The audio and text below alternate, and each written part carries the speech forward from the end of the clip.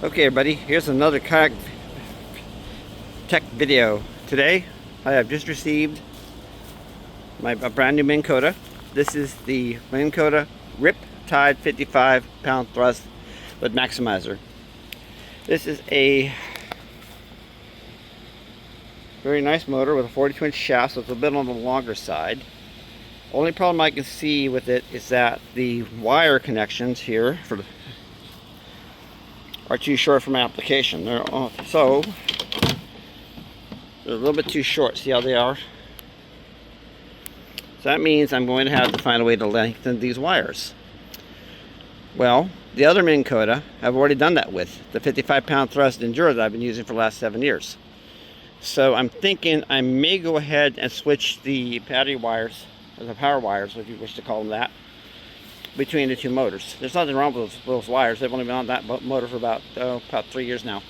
So that way I won't have to rush out and get that done, because I'm leaving in 5 days to go take my brand new Hoodoo on her maiden voyage, but as a motorized boat, to a place called Frenchman Lake in Northern California, which is my family lake, which we fished for the last 50 years.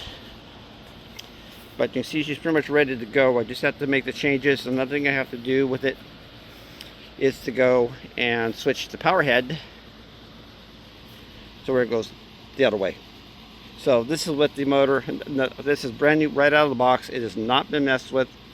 If you're curious about how much a motor like this costs, this is a saltwater rated motor, and as a saltwater rated motor it commands a much higher price than a standard Minn Kota freshwater motor of similar type.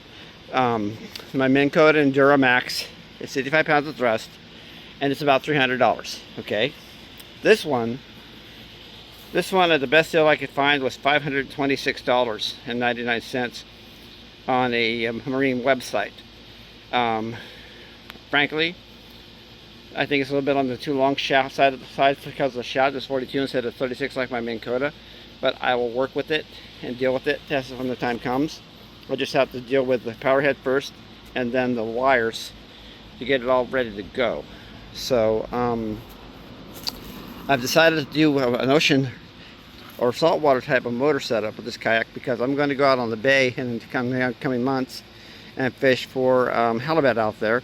And I may even go down to Monterey Bay, because I've seen a whole bunch of people in kayaks with pedal drives and everything else out there fishing out there for salmon, and also Half Moon Bay as well, and Bodega Bay. So I've been inspired to go ahead and see if I can go get some real saltwater fishing done for my favorite species, which is salmon.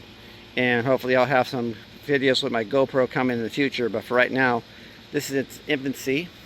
I'm going to be going home and getting it registered and everything else on the 20th of July, which is only 5 days from now, and then I'll be heading directly up to my campsite from there to give her a maiden voyage, and hopefully everything will go smoothly.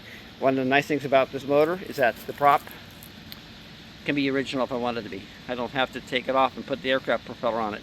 However, the aircraft propeller is probably going to be better for more speed. I'm going to find out on this trip to see just how fast she is with my GPS, and if she goes too slow, significantly slower than with the aircraft prop, which it should probably be less, about half a mile to a mile per hour difference in actual speed, I'll go ahead and switch over to the aircraft prop. But for now, it is ready to go. So wish me luck, thank you for watching, and you have a great day. Bye-bye.